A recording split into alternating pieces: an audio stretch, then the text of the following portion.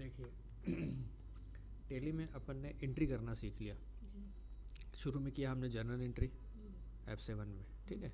उसके बाद हमने गुड्स बुक्स के लिए परचेज बुक, सेल बुक और उसके रिटर्न बुक ये किया, ठीक है। उसके बाद कैश और बैंक बुक किया। तो ये फाइनेंशियल ईयर के दौरान डेली 1 अप्रैल से 31 मार्च तक रोज़ सबसे पहले डाटा की वाउचर के बेस पे एंट्री करनी होती है। उसके बाद सारी बातें पैदा होती है प्रैक्टिकली में, ठीक है ना। तो अब उसके बाद अब सॉफ्टवेयर का बेहतर उपयोग करना है उस डाटा को बेहतर तरीके से प्रेजेंट करने के लिए और उसका आउटपुट निकालने के लिए। एक तो रूटीन में हम उनका लेजर में या जीएसटी रिटर्न में उपयोग करते हैं, ठीक है। लेकिन यहाँ पर जो अभी अपना टॉपिक है आज का वो है F11 फीचर्स, ठीक है। इसी डाटा के फीचर्स देखने के लिए हम इसका उपयोग करेंगे। जैसे फॉर एग्जांपल जो F11 मैंने ये प्रेस किया, ठीक है। तो अब इसमें देखिए पहले अकाउंटिंग फीचर है, फिर स्टेटरी या टैक्सेशन है, ये दो मेन है रेगुलर चलते हैं, ठीक है। तो ये अकाउंटिंग फीचर्स में क्या में तो अकाउंटिंग फीचर देखिए जनरल फीचर्स है, ठीक है। अब जनरल फीचर में क्या है, जैसे मेंटेन अकाउंट ओनली, आप अपने सॉफ्टवेयर में सिर्फ अकाउंट मेंटेन करते हैं। दूसरा ऑप्शन है देखिए integrate account and inventory, inventory यानी स्टॉक, ठीक है। तो अभी मैंने अकाउंटिंग ओनली को यस किया हुआ है। अब उसका इफेक्ट देखिए, जैसे गेटवे ऑफ टेली में आप जाते हैं, मास्टर में अकाउंट ओनली, जब परचेज सेल में आप एंट्री करते थे तो यहाँ इन्वेंट्री का भी ऑप्शन आता है ना। तो वो उसको इसको एक्टिवेट करने से आएगा। देखिए मुझे अकाउंट सिर्फ नहीं करना है, मुझे इन्वेंट्री भी करनी है, तो इसको मैंने नो किया तो देखिए ये ऑप्शन एक्टिवेट हो गया, ठीक है। अब इसको मैंने कंट्रोल ए शॉर्टकट की से सेव कर लिया और गेटवे में आया तो देखिए इन्वेंट्री फीचर्स पे आ गया आपके पास, ठीक है। तो इन्वेंट्री फीचर में आपके लिए ग्रुप, आइटम और वाउचर टाइप, यूनिट वगैरह जैसा एज यूजुअल आपके लिए नीड है वो फीचर अवेलेबल है। अदरवाइज़ वो बंद है अगर आपको सिर्फ अकाउंट एंट्री मेंटेन करनी है, इन्वेंट्री मेंटेन नहीं करनी। साथ ही साथ नीचे देखिए स्टॉक समरी भी अवेलेबल है, जिसमें ग्रुप वाइज आपके सारे स्टॉक आइटम हैं। अब इसको Alt F1 डिटेल करूँगा तो इसके अंदर के आइटम भी आ जाएंगे। ये स्टॉक के ग्रुप है, देख रहे हैं आप। ये ज़्यादा है इसलिए थोड़ा समय ले रहा है, 1 सेकंड बस वेट करिए। ये देखिए अभी अस्तर के अंदर इतनी वैरायटी है अस्तर की, हाँ। तो ये अस्तर की वैरायटी है पूरा। फिर आइए ये देखिए बैग, फिर बनियान, ये इसके अंदर ही आइटम है, ये ग्रुप है। जैसा आप क्रिएट करते हैं ग्रुप तो ये ग्रुप है, ये आइटम है। जैसे अकाउंटिंग में ये ग्रुप होते हैं, ये लेजर होते हैं, देखा है आपने, ध्यान दिया है। वैसे इसमें अब इसको वापस Alt F1 कर रहा हूँ, कंडेंस, ये वापस आ गया। तो ये फीचर भी खुला है। तो इसको मैं जैसे अकाउंटिंग ओनली को यस करूँगा, ठीक है। तो यहाँ देखिए ऊपर आपका यहाँ पर इन्वेंट्री मास्टर बंद हो गया, यहाँ स्टॉक समरी बंद हो गई। अंदर डाटा है, अगर डाटा है तो है, डाटा है लेकिन हम लोग को दिखेगा, डिस्प्ले नहीं करेगा। हाँ अगर आपका पर्पस अकाउंट मेंटेन करना है तो वो आके डिस्टर्ब करेगा बीच बीच में, आपका समय लेगा या वहाँ से पार होके जाना पड़ेगा, इसलिए वो रास्ता ही बंद कर दीजिए, भाई मुझे नहीं चाहिए। जैसे घर में कुछ खिड़कियाँ, कुछ दरवाजे ऐसा होते हैं जिसको हम यूज़ नहीं करते हैं तो वो बंद रहे, तो यहाँ भी बात है कि नहीं, डिपेंड करता है। तो टेली सॉफ्टवेयर ने आपको ये सुविधाएँ दी हुई है, ठीक है। पहला पॉइंट क्लियर है ना, इंटीग्रेट और इसके साथ।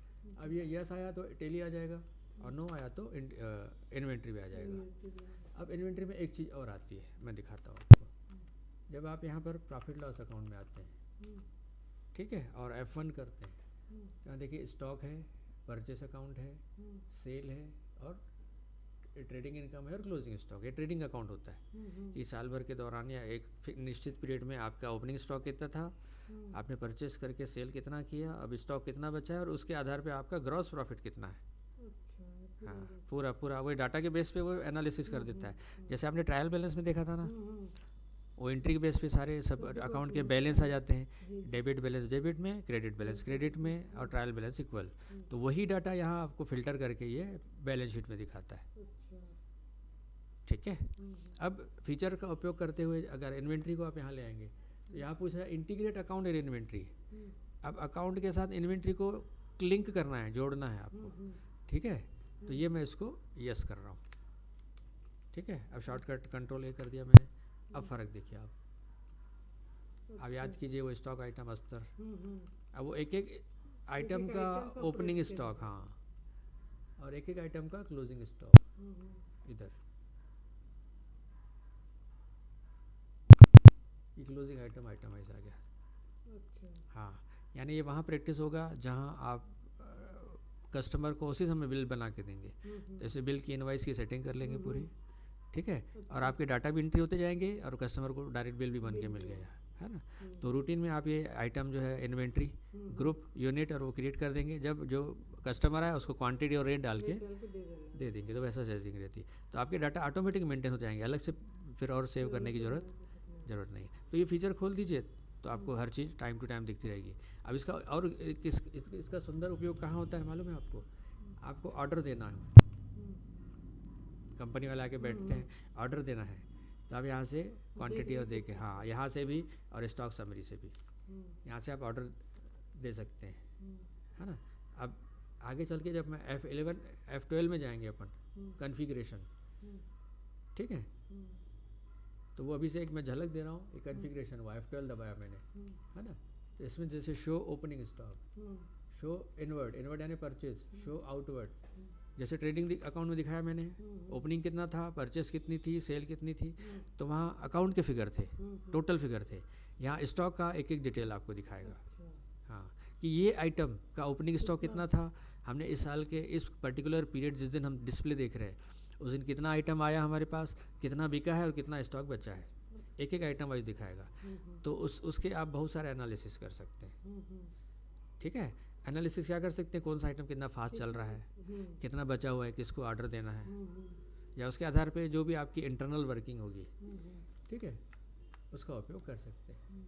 अब ये देखिए, ये वो आइटम है जिनके ओपनिंग स्टॉक है और क्लोजिंग स्टॉक है, ये सेल ही नहीं हो रहे, ये कंक्लूजन आया कितना बड़ा है, तो उसके आधार पे आप कुछ कोई निर्णय ले सकते हैं कि भाई इतना आइटम क्यों पड़ा हुआ है, इतना आइटम जाम पड़ा है क्या, है ना।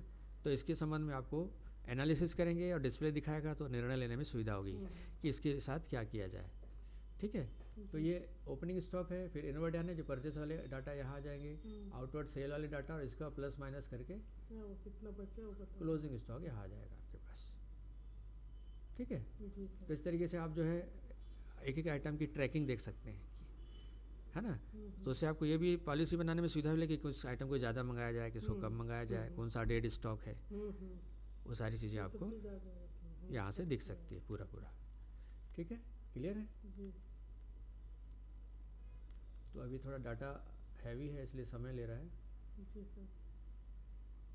ना, ये अंदर पूरा इतने डाटा पड़े हुए तो उसका एनालिसिस कर रहा है, ठीक है, थोड़ा वेट कर लेते हैं।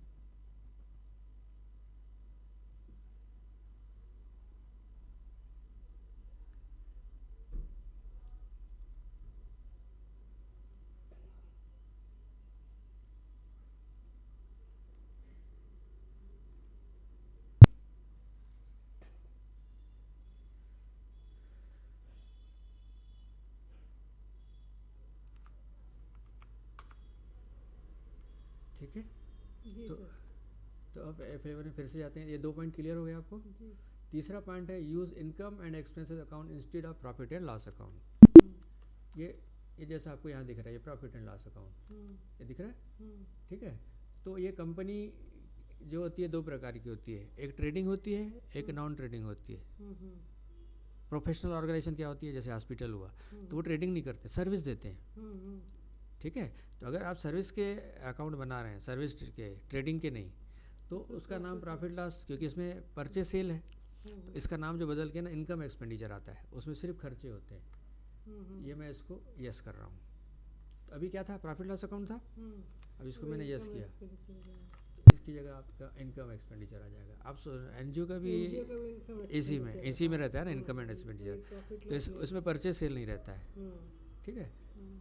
अंदर वैसे डाटा है तो इसमें दिखा रहा है, अदरवाइज बस यहाँ से ये एक्सपेंसेस और इधर इनकम रहता है, बस परचेज सेल रहता ही नहीं, trading account opening closing stock रहता ही नहीं। तो बस आपके अगर आप सोसाइटी का या किसी नॉन ट्रेडिंग का दिखा रहे हैं तो आप ये फीचर को ऑन कर दीजिए, तो वही प्रिंटिंग में आएगा, सब कुछ आएगा और वैसी हैबिट में रहेगी, क्योंकि हमें उसको टेक्निकली वैसा ही बोलना पड़ता है, ठीक है। मल्टी करेंसी तो इंटरनेशनल के केस में होता है, इंडिया सिर्फ इंडिया में अपन सॉफ्टवेयर इंडिया में यूज़ कर रहे हैं, तो मल्टी करेंसी का उपयोगी नहीं होगा जब तक वो चीज़ एनेबल नहीं होगी, अपडेट नहीं होगा, इंटरनेट से नहीं जुड़ेगा, तब तक ये फीचर जो है एक्टिव नहीं होगा, ठीक है। तो ये हुए बेसिक जनरल फीचर्स। कौन कौन से, स्टॉक करना है या इन्वेंट्री के साथ मेंटेन करना है, 2 चीज़ है। दूसरा income and expenses, profit loss को इनकम एक्सपेंडिचर करना है कि नहीं करना है, ठीक है। तो इसको फिलहाल मैं नो कर देता हूँ, ठीक है। अब दूसरा सेक्शन आता है आउटस्टैंडिंग मैनेजमेंट। आउटस्टैंडिंग यानी उधारी लेना देना। तो इसमें ये टॉपिक है मेंटेन बिल वाइज डिटेल। अब ये अलग से टॉपिक होगा, इसके बाद होगा वो। इसमें क्या होता है, जितने भी आपके सन्डी डेबिटर हैं और सन्डी क्रेडिटर हैं, ठीक है, उनके माल सप्लाई का और पेमेंट का ट्रैक रिकॉर्ड बनता है। हाँ, कि आपको मैंने कब बिल दिया, उसका ड्यू डेट कब है, वो भी उसमें दिखाएगा। अभी तक आप परचेस सेल एंट्री किए तो सिर्फ परचेस सेल एंट्री किए। इस फीचर को ऑन कर देंगे तो वो पूछेगा बिल बाय बिल में कि इसको कितने दिन की उधारी देनी है, तो वो ड्यू डेट दिखाएगा, ठीक है। फिर पेमेंट कब आई, तो किस बिल के अगेंस्ट में आई। जैसे बिल एक 1500 का था, मैंने 500 के 3 बार पेमेंट किए, ठीक है, तो वो 3 बार उसके साथ वो ऑप्शन खोल देगा कि ये बिल, ये 500 किस बिल के अगेंस्ट में आया। सपोज 4 बिल पेंडिंग है, ठीक है, ये 500 किस के अगेंस्ट में दे रहे हैं, तो उसके साथ वो ट्रैकिंग बनाएगा उसी एंट्री के साथ जो एंट्री अभी तक आपने की है परचेज सेल की। मतलब पार्टी का पूरा ट्रैक रिकॉर्ड जो है ना, वो आपको एनालिसिस पूरा मिल जाएगा। अलग से कुछ भी दिमाग में रखने की ज़रूरत नहीं, कोई कापी किताब रखने की ज़रूरत नहीं। इसका क्या महत्व है, कैसे काम करता है, ये जब ये F11 और F12 हो जाएगा तो वो टॉपिक हम अलग से करेंगे। यहाँ मैं उसको टच कर रहा हूँ बस, ठीक है। फिर आगे आते हैं एक्टिव इंटरेस्ट कैलकुलेशन। कुछ पार्टियों से हम लोन लेते हैं, कुछ पार्टियों को लोन देते हैं, तो उनके साथ इंटरेस्ट का लेन देन होता है ना। तो इंटरेस्ट का लेन देन अगर अकाउंटिंग के हिसाब से, इनकम टैक्स के हिसाब से है ना, तो पर डे के हिसाब से होता है। कितने % और कितने दिनों के लिए लिया, उस पर कितना इंटरेस्ट लेना है, कितना देना है, कब कब पैसा वापस किया, तो बीच में कितना गैप आया, कितने दिन आपने मेरा पैसा यूज़ किया, है ना। सपोज 1 लाख रुपए का लोन मेरा 1 अप्रैल को था, 1 मई को मैंने 50,000 वापस कर दिए, तो 1 महीने का मैंने आपका 1 लाख यूज़ किया, तो उस पर 1 महीने का 1 लाख का ब्याज लगेगा। उसके बाद फिर 50,000 रुपये ब्याज लगना चालू हो जाएगा। मतलब डे वाइज आपको कितना दिया, कितना लिया, कितने दिन आपने पैसा यूज़ किया, पूरा एक पैसे का वो ट्रैकिंग रिकॉर्ड आपको इंटरेस्ट दिखाएगा। लेकिन वो पैरामीटर आपको इसमें फीड करने पड़ेंगे, तो वो ये भी चैप्टर अलग से चलेगा, उसमें हम इसके अंदर जाएंगे, ठीक है। अभी मैं आउटलाइन बता रहा हूँ, ठीक है। उसके बाद पेरोल जो है, पेरोल एक अलग विभाग है, उसको हम यहाँ फाइनेंशियल अकाउंटिंग में कवर नहीं करते हैं। पेरोल जानते हैं आप, HR डिपार्टमेंट में पेरोल होता है, जो डेली वेजेस, जो वेजेस है, तो वेजेस रजिस्टर पूरा जितने भी एम्प्लॉयज़ होते हैं उनका सैलरी का रजिस्टर बनता है, ठीक है। तो उसमें basic salary, gross salary, PF, ESI, कितनी छुट्टी मारा, फिर उसमें और भत्ते होते हैं, अलग अलग अलाउंसेस होते हैं, वो पूरा step by step register maintain होता है, वो होता है पेरोल। तो उसको हम फाइनेंशियल अकाउंट में मेंटेन नहीं करते हैं, इसमें वो इसका पार्ट नहीं है। वो HR डिपार्टमेंट का एडवांस इंडस्ट्री लेवल की ट्रेनिंग होती है वो, ठीक है। हम तो बेसिक ट्रेनिंग कर रहे हैं। उसके बाद एक कॉस्ट सेंटर मैंने अपनी तरफ से एक्स्ट्रा जोड़ा है। हाँ, जैसे आप परचेज सेल माल के केस में इन्वेंट्री मेंटेन करते हैं ना, तो ये कॉस्ट सेंटर जो है ना, उसको एक्सपेंसेस के साथ आप यूज़ कर सकते हैं। जैसे सैलरी अकाउंट है ना, आपके यहाँ 6 लोग और 10 लोग काम करते हैं, तो आप 10 लोगों की सैलरी जोड़ के लिख लेंगे, रजिस्टर मेंटेन करेंगे। या 10 लोगों की सैलरी सपोज 10-10 हज़ार है, तो 1 लाख सैलरी एंट्री कर देंगे, ठीक है। इसमें चाहे तो एक एक एम्प्लॉय का नाम और किसको कितनी सैलरी दे रहे हैं हर महीने, उसके नीचे जैसे परचेस के नीचे इन्वेंट्री दिखता है ना, वैसे सैलरी के नीचे लोगों के नाम दिखेंगे आपको, ठीक है, अच्छा है कि नहीं।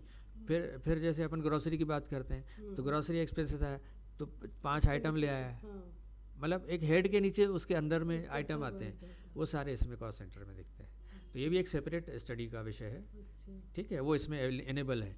अब इसको अलग से चैप्टर करके, इसको जस्ट करके उसमें हम प्रैक्टिस करेंगे। अभी मैं आपको ओवरऑल F11 फीचर बता रहा हूँ, ठीक है। फिर इन चैप्टर में हम अलग से आएंगे, बिल बाय बिल, इंटरेस्ट और इसमें कॉस्ट सेंटर, ठीक है।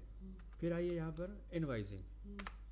इनवाइसिंग यानी जो आप सेल की एंट्री करते थे इन्वेंट्री के साथ, उसी को अगर बिल बनाते हैं, भाई कस्टमर आया, जैसे मैंने बताया था कि वो बिल बनाते जाए, उसको बिल बना के देते जाइए, तो उसका फॉर्मेट थोड़ा चेंज हो जाता है, बेस वही रहता है, फॉर्मेट चेंज होता है, उसमें डेबिट क्रेडिट नहीं होता है ना। दिखाता हूँ कैसे, पहले इसको मैं ना करके दिखाता हूँ कैसे ये एक्टिव होता है। क्रेडिट नोट, डेबिट नोट सब है। अब मैं डिस्प्ले अकाउंट सेल रजिस्टर में जाता हूँ, ठीक है। ये देखिए, ये एंट्री है, बैक टू सेल्स, ठीक है। इसको लास्ट ईयर मिल जाता,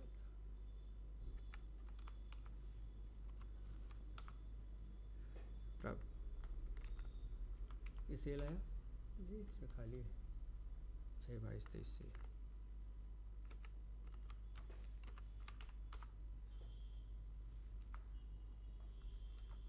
ये सेल आया, हम्म,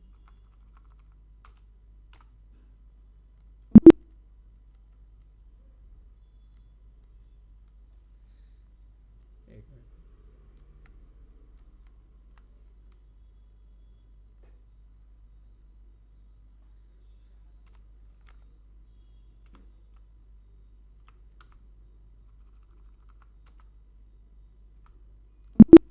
इसमें सेल की इन्वेंट्री कहीं रहे तो मैं उसको थोड़ा एग्जांपल दिखाऊंगा आपको, नहीं तो उसके मैं ढूंढ के खोल लेता हूँ, एक सेकंड वेट करिए। जी सर। ये देखिए, हम्म, ये इनवाइस फॉर्मेट है। हम्म, यहाँ आपको अच्छा। डेबिट क्रेडिट दिख रहा है, ये नेम दिख ऑफ रहा है। आइटम दिख रहे हैं, क्वांटिटी दिख रहा है, रेट दिख रहा है, अमाउंट दिख रहा है और नीचे टैक्स दिख रहा है। अच्छा, कोई हाँ, ठीक तो है, बिल जैसे ही पूरा ही। बिल जैसे है ना, हम्म, चीज़ वही है। देखिए ये प्रिंट प्रीव्यू फॉर्मेट दिखाऊँ मैं, हम्म,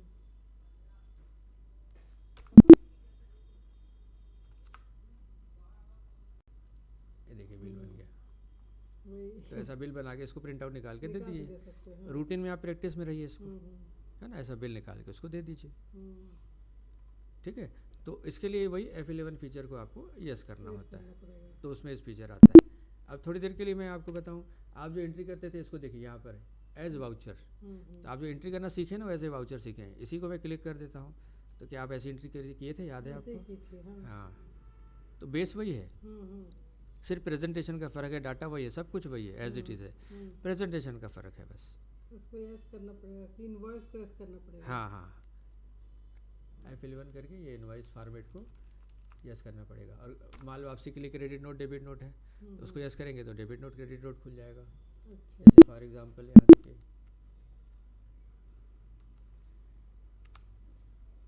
यहाँ वाउचर एंट्री हम जा रहे हैं, तो देखिए डेबिट नोट है, ये क्रेडिट नोट है। अब F11 करके मैं इनको क्लोज कर देता हूँ।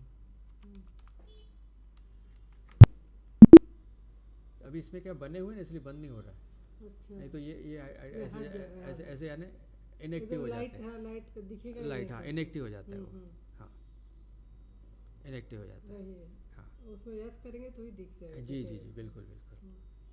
ठीक है, तो अकाउंटिंग फीचर्स में ये मेन है। उसके बाद है बजट एंड सीनरियो मैनेजमेंट, ये मैनेजमेंट अकाउंटिंग है, बजट एंड कंट्रोल। फाइनेंस से रिलेटेड नहीं है। फाइनेंशियल अकाउंटिंग है, फाइनेंशियल अकाउंटिंग जो है वो बेस है, जैसे क्लास 1 से लेकर क्लास 10 तक बेस है, सबको पढ़ना है, वैसे ही, हाँ। हर विषय पढ़ना है।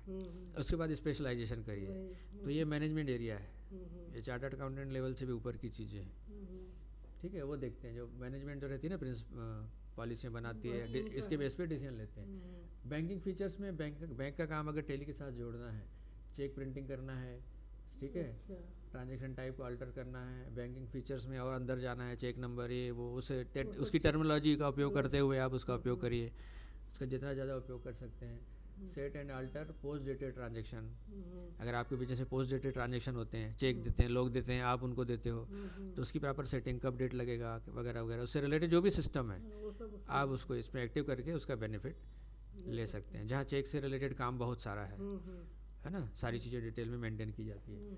फिर अदर फीचर्स में आ रहा है जीरो वैल्यू ट्रांजेक्शन, इसको भी हम यूज़ नहीं करते हैं। Multiple mailing details, company mailing details, mailing detail मतलब मेल करने के लिए लेजर वगैरह, है ना, कंपनी लोगो अगर इसमें डालना है वो रिलेटेड होगा। और मार्क चेंज वाउचर अगर हुआ है तो उसको मार्किंग करनी है। ये सारी चीज़ें जो है इसमें जुड़ी हुई है, मतलब हम लोग फाइनेंस से रिलेटेड नहीं रहे, फाइनेंशियल अकाउंट से रिलेटेड नहीं है। सब फीचर ये टेली फीचर से रिलेटेड, जो ऑफिस वर्क बैक ऑफिस में टेली का उपयोग करते हुए या उन डाटा का उपयोग करते हुए उसका और बेहतर एडवांस यूज़ करना हो। हाँ हाँ, ये जब ट्रांजैक्शन ज़्यादा होगा कॉर्पोरेट लेवल पे, जहाँ अकाउंटेंट ही CA होता है, हेड अकाउंटेंट, है ना, वहाँ पर ये सब चीज़ें यूज़ की जाती है जो रूटीन में जिनका बहुत उपयोग हो। ठीक है, अब इसमें इन्वेंट्री का भी लगभग सेम है। अभी अपन F11 अकाउंट्स में है ना, अब F2 इन्वेंट्री में जाएंगे तो देखिए इन्वेंट्री है, तो करीब सेम है। इंटीग्रेट बोल रहा है, सेम है। जीरो वैल्यू ट्रांजेक्शन अभी बताया उसने। ये स्टोरेज एंड क्लासिफिकेशन जो है ना, अब ये उससे रिलेटेड है, क्या बोलते हैं, stock category, multiple go down, अब ये प्रोडक्शन से रिलेटेड हो गया, ये प्रोडक्शन से रिलेटेड हो गया। या कास्ट अकाउंटिंग का पार्ट कवर हो सकता है। ये ऑर्डर प्रोसेसिंग तो कास्ट अकाउंटिंग ही है। हाँ, ऑर्डर का प्रोसेस करना है, purchase order, sale order, job order, ठीक है, ये कास्ट अकाउंटिंग है पूरा। ICWA कोर्स होता है, ये इनवाइजिंग सेम है, इनेबल इनवाइजिंग ये सेम फीचर है ना। Purchase management, track traditional cost of purchase, sales management है, अदर फीचर्स है वो स्टॉक के ट्रैकिंग वगैरह, पूरा कास्ट अकाउंटिंग और स्टॉक मैनेजमेंट से रिलेटेड है। ठीक है। अब F3 में आते हैं स्टेट्यूटरी। ये स्टेट्यूटरी वर्ड से क्या समझते हैं आप? स्टेट्यूटरी मतलब ना हम जैसे कोई सर्टिफिकेट हम लोग देते हैं, अंडरटेकिंग देते हैं, उसको बोलते हैं हम लोग स्टेट्यूटरी। हाँ, मतलब गवर्नमेंट लॉ से संबंधित। तो इसमें आप GST, TDS और टैक्स से संबंधित जो है फीचर का उपयोग करना शुरू कर देते हैं, है ना। जैसे आप अब इस सॉफ्टवेयर में आपको GST की पूरी वर्किंग करनी है, तो पहले आप अपनी कंपनी जिसका डाटा मेंटेन कर रहे हैं उस कंपनी का GST नंबर यस करिए और इसको यस करके इसके अंदर GST डालिए। ये स्टेट का नाम, रेगुलर वाले हैं कि कंपोजिट हैं, है ना, कब से स्टार्ट है, ये आपका GST नंबर हुआ, रिटर्न मंथली R1 मंथली जाएगा कि कोई मंथली करता है, कोई क्वार्टरली करता है। हाँ, इनवॉइस वैल्यू पे आपका थ्रेशोल्ड क्या रहेगा, है ना। तो इससे संबंधित सारे फीचर इसमें एक्टिव करके आप इस सॉफ्टवेयर पे GST का उपयोग कर सकते हैं। तो आपका GST रिटर्न बनने लग जाएगा। हाँ, ये अपने आप में एक सॉफ्टवेयर की अलग ट्रेनिंग है। जो सेकंड में आपको एडवांस बोला हूँ ना, ये वही है पूरा। एक पार्टी के GST में अंदर जाना पड़ेगा, GST R1 और 2B को वेरिफिकेशन करना सीखना पड़ेगा। उसकी क्या बोलते हैं मिस मैचेस होते हैं, उसको ठीक करना पड़ेगा। GST लॉ के बारे में जानकारी है, फिर पोर्टल पे जाके सारी चीज़ें करना। हाँ, पोर्टल पे ऑनलाइन एंट्री नहीं, उस पर रिटर्न जाते हैं, बट हमको भी ज़रूरत पड़ती है हमारा रिटर्न कब गया है, कैसे गया है, कौन कौन सा रिटर्न पेंडिंग है, उसमें उसको डाउनलोड करना, GST नंबर सर्टिफिकेट को डाउनलोड करना, चालान पे करना रूटीन में, वो सारी चीज़ें पोर्टल पे है। तो ये सारा जो है ना एक अलग मॉड्यूल है पूरा। ठीक है, सिर्फ यहीं GST नहीं है, एक पार्टी के जीओ में अंदर जाके उसका स्टेट, उसका GST नंबर वगैरह सब डालना पड़ता है। एक आइटम में जाके उसमें GST, IGST है, CA की सारी डिटेल उसमें डाल के मतलब पूरा जो है कस्टमाइज GST का काम सॉफ्टवेयर पे होता है। आए ख्याल में? तो इस तरीके से ये आपका F11 फीचर पर यहाँ होता है आपका कंप्लीट। F11 पे इतनी सारी चीज़ें यूज होती है। TSS और एड ऑन फीचर वो अलग से, वो भी अपने फाइनेंशियल अकाउंट का पार्ट नहीं है। तो इस तरीके से आप अभ्यास करिए इसका, है ना। अकाउंटिंग फीचर में जनरल फीचर, आउटस्टैंडिंग मैनेजमेंट, फिर इसके अंदर अलग से नए सेशन में हम जाएंगे, है ना। कॉस्ट सेंटर ये वाला है, और आप चाहे तो इसमें 1-2 बिल बना के देख लीजिए, है ना। इतना आप प्रैक्टिस और अभ्यास करेंगे तो F11 आपका हो जाएगा। ठीक है, फिर F12 का भी सेशन फिर अपन अलग से लेंगे। इतना काफ़ी पर्याप्त है। ठीक है, एंजॉय किया आपने? गुड, इसको प्रैक्टिस करिए। अब ये वीडियो भी आपके लिए अवेलेबल है रिवीजन के हिसाब से, ये पूरा कंप्लीट। कैसे दिखे, डेट डालना पड़ेगा कि डेट क्या करके? जी, डेट डालना पड़ेगा कि लाइन से आ जाएगा वो?